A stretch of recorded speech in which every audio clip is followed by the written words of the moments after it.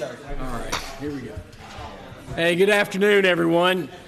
We'll call this meeting to order. This is the Scott County Fiscal Court business meeting, and today is the 13th day of April. Appreciate your all's attendance, and would like to, before we do the pledge, I'd like to have a moment of silence for David Hodap, one of our deputies, and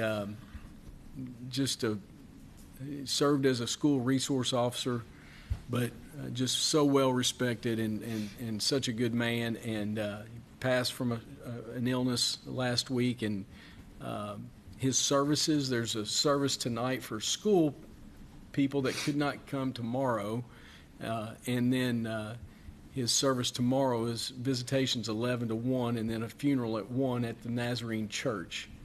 And just want to take a moment to pay our respects today, and would ask for any comments or such from any fiscal court members as well. But if you'd join me right now in a moment of silence in honor of David and his life and his service to our community. It's 10 to 1 tomorrow. I'm sorry, 10 to 1 tomorrow.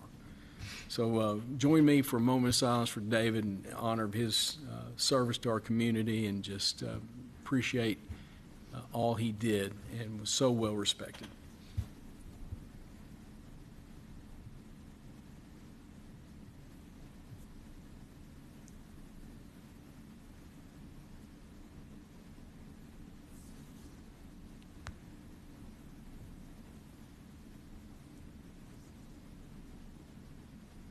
Thank you. At this time, if you would join me in the Pledge of Allegiance. Let's pledge. Pledge allegiance to the flag of the United States of America and to the republic for which it stands, one nation, under God, indivisible, with liberty and justice for all.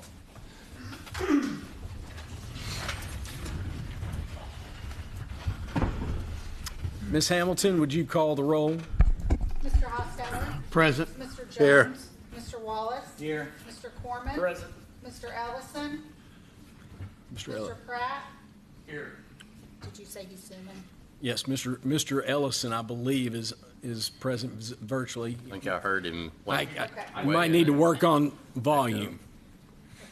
Okay. Mr. Livingston. Mr. Culbertson. Here. Judge Covington. Present. So with that said, we do have a quorum, and we'll get Mr. Ellison's volume adjusted, but we can conduct business. Let the record reflect that. First item for consideration are the minutes from 3/26 and 4/3 that were shared by Ms. Hamilton. Any questions or comments related to those as presented? Motion.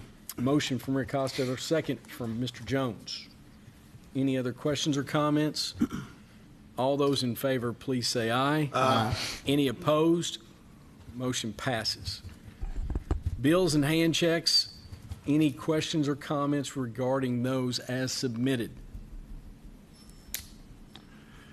Motion to approve. Motion from Kelly Corman. Second. Second from Mr. Wallace. Any other questions or comments? All those in favor, please say aye. Aye. Any opposed? Motion passes. Let the record reflect that Sheriff Jeremy Nettles, the Office of the Sheriff, submitted $122,626.21 in fees. Let the record reflect that the Office of County Clerk Rebecca Johnson submitted fees in the amount of $225,809.81. And that leads us to number 7. We get a visit from Keith Tingle with our Conservation District, and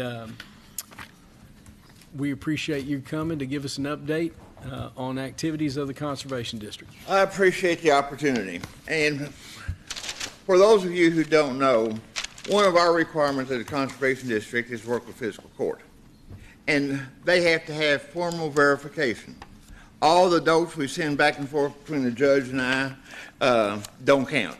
So he either has to come to us most of the time at the dinner, which I appreciate, or I have to come here. And this year I'm here. So I appreciate you all funding us and working with us on so many things. In the state of Kentucky, there's 121 conservation districts. 73 of them is on the millage tax. And that is one reason why that little law is in there, to be sure they have a relationship. But you take care of us, and we get to run by you what money we actually need. Of the money that you give us, 100,000 of it is all we need to operate on, really. Everything else goes back basically one way or another to the farmer or to the resident. Not this year, but last year, the legislature passed the fact that because conservation districts have so much flow-through money, that as long as they're under $1 million a year, they no longer have to be audited like all other government has to be. Scott County still has to be audited. So that tells you how much money we are running back to the local farmer, most of the time directly, and sometimes in projects. Judge, you've been on the board here 8 years, trying to get the next 4. That's about what I've been on Scott County District. And when I came in under to replace Betty Glass, and she was secretary and had been on that board forever. Well, lo and behold, when I showed up the first day, they put me on the board. Now, you all are used to the acronyms that you all use in the meetings and workshops and so forth. Same thing happens with Conservation District. We have the DARE, or DAR, and when I first went on, they gave me her job of being secretary, and for me, DAR was Daughters of the American Revolution. My grandmother, mother, and sister, all members of it. Next thing they tell us about is CAPE money. That's the buyback money. Well, me sitting on and writing notes, sounds like we're dealing with superheroes or something of that nature. So I had all that to learn, and within 3 months, they moved me, 4 months, they moved me from new member and secretary to vice chair to chair, and I've been stuck in that position ever since. So you talk about a fast learning curve. But with that, I learned about local water quality, which is what you've got in front of you with the packet.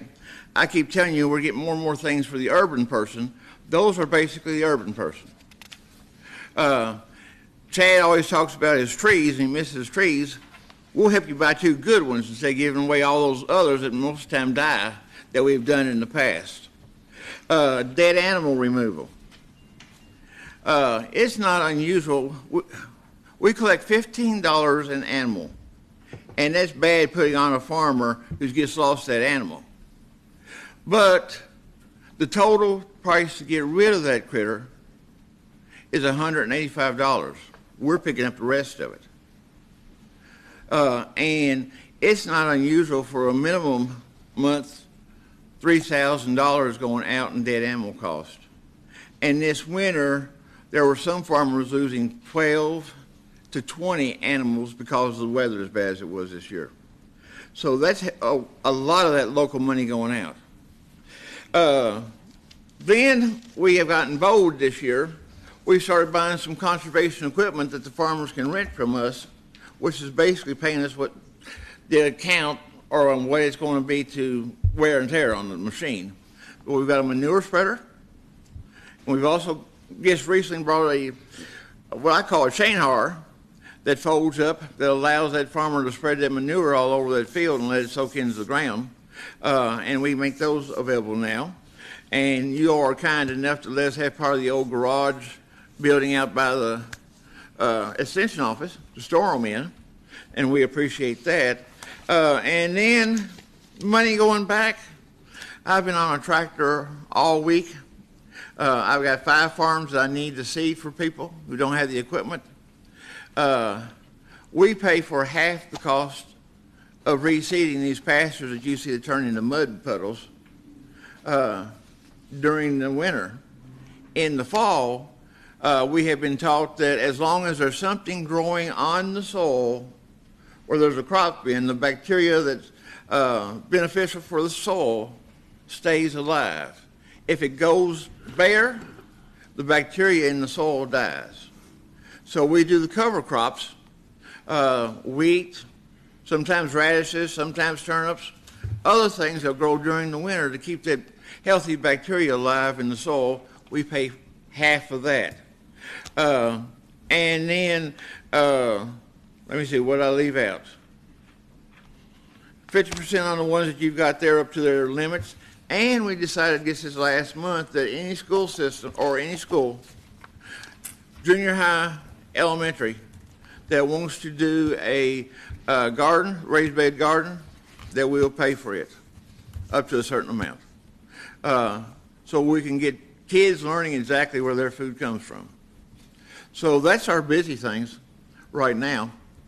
And again, I guess I thank you for letting us come in. Any questions? Questions, comments? Read an article in the Georgetown News Graphic out at Evans Orchard. They'd received about 1 million bees. And the first page of your packet was about the pollinators plot program. So I know that bees have been a big topic, and is that plot program, the pollinator plot program, has that been in beehives? Has that been something of? We are the best kept secret in Scott County, and the one thing that we have made up our mind to do is get ourselves out more. I'm trying to get my group willing to commit to Festival of the Horse to do the same education and get things out like that. It's coming when they hear about it, but nobody's hearing about it yet. So we're pushing it. But yes, the farm I've been seeding this weekend is by Evans Orchard, so I've been driving by those beehives every day. And a few of them, I think, has made it over to the farm and chased me on a tractor. Any other questions or comments? If none, thank you. Thank you all. Appreciate it. And Stacy will get the minutes recorded after our next meeting, get them to you. Appreciate it. No, appreciate you. Next, Jailer Broyles, how are you? Doing well, Judge. All right. Detention Center quarterly report. I've got the fourth quarter report from SCDC for you guys. It's fairly short. At the end of the quarter, we were fully staffed with 30 full-time deputies. Third quarter, right? Fourth quarter. Fourth quarter. Do I have third quarter? No, it's fourth quarter. All right. Yeah. I'm just thinking in my head. I'm sorry. Yep. My head might not be in the right spot. So we were fully staffed with 30 full-time deputies, and we had 9 part-time at the end of the quarter. Today, we have 106 down there and 35 housed in other jails. And then for October, November, and December, respectively, we had 131, 137, and 118 for the high points as far as the inmate population. The road crew during the fourth quarter picked up 985 bags of trash, 26 tires, and 5 needles. They also performed work for the State Highway Department, Ward Hall, the county, the city of Georgetown, and Park and Recreation. Questions or comments? We'll say there was a lot of comments about you picking up the trash, and everybody was very appreciative on Facebook, so we really appreciate you doing that, getting those guys out there. to Yes, do sir. that. Yeah, thank Keeps you. the county clean. No, I appreciate it. That kind of, I know recently, this is a recurring, we're using litter abatement money. The Swartz comes in and you all kind of dovetail in there with them, but you all do a lot of pickup in between our fall and our spring cleanup and in between that, and I appreciate that as well. Any other comment or question? I know we need to circle back to the renovation of the fire panel. Yes. And maybe we try to do that, get our head wrapped around a plan here in the next week. Yeah. I'll reach out. Yes, sounds good. All right. Anything else? Yeah, you were going to put that out to bid, I think. We talked about that. Talk about it. Yeah. Yeah. Yeah, that would be something we had talked about, maybe expediting it Yeah. a little bit, so. Yeah, would like to do that. Appreciate it. All right, thank you very much. And then ordinance 2602, second reading. Well, last week, one piece of homework that I had from our last meeting was to reach out to another provider on this franchise agreement and see if the language that they had would impact them. So I reached out to Ben Ucelis with Spectrum, and he had texted back with me today and said, just heard back, their legal team had no concerns. So I wanted to share that with you all. Completed that, that little due diligence. And is there any other questions related to that? And then I'll ask Cam to read the summary. No questions? All right. Excuse me. Ordinance summary, Scott County, Kentucky, ordinance number 2602, creating a franchise for the operation and maintenance of a telecommunications non-cable system in Scott County, Kentucky, setting forth conditions accompanying the grant of franchise and providing, for the regulation and use of said system. Whereas the Scott County Fiscal Court is authorized and empowered to award telecommunications franchises, and whereas the Scott County Fiscal Court has found and determined that the construction, operation, maintenance, and utilization of a telecommunication franchise over, across, or under public right-of-way in Scott County benefits the citizens it serves, and whereas in order to protect the health, safety, and welfare of the citizens of Scott County, Kentucky, to protect and preserve Scott County's public right-of-way and infrastructure, and to provide for the orderly administration of the franchise contemplated herein, it is necessary and appropriate to require the successful franchisee to conduct its business and operations in a lawful manner in compliance with the terms and conditions set forth herein below. Be it ordained by the Scott County, Kentucky Fiscal Court, the following ordinance is enacted and summarized.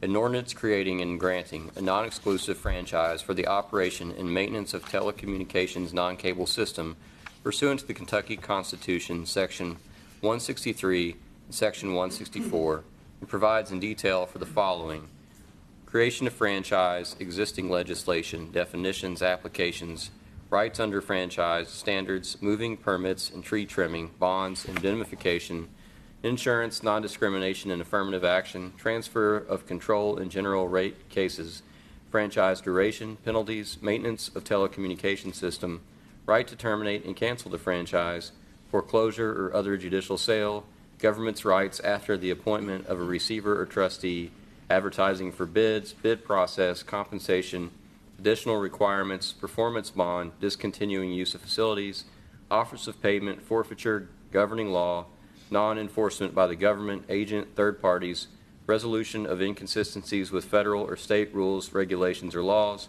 relief from this ordinance, and aesthetic standards. The full text of this ordinance is available for examination at the office of the Scott Fiscal Court Clerk, 101 East Main Street, Georgetown, Kentucky, 40324. It was introduced and publicly read for the first time on March 26, 2026, and publicly read for the second time April 13, 2026. Questions or comments? I'm still a little bit amazed that we didn't know about this, and it's in our Constitution, and then even more amazed that this company has put this together really with no financial benefit that I see, because, right, but it's It formalizes their ability to operate in the right of way, so. right, Yeah. right, which is good, but anyhow, it's pretty thorough. I've read through it and didn't catch it all. Don't understand quite all of the legal terms, but it's pretty extensive, pretty thorough. So. And, Spectrum confirming that it met their review as well, so that was good. Yeah, because I think that was the first question everybody had. Are you trying to tie up the territory? But that's not the case, apparently. So, Any other questions or comments? Would there be a motion? Motion from Rick Hostetler, second from Rob Jones. Any other questions or comments? All those in favor, please say aye. Aye. Any opposed? Motion passes. Number 10, John Ward and Mr. Revel Oliver are here with us. Good to see you all. You all have an out-of-state travel request. Yes, it's Judge Magistrates. It's April 24th, actually next Friday. It's for Fire Department Instructor Conference up in Indianapolis.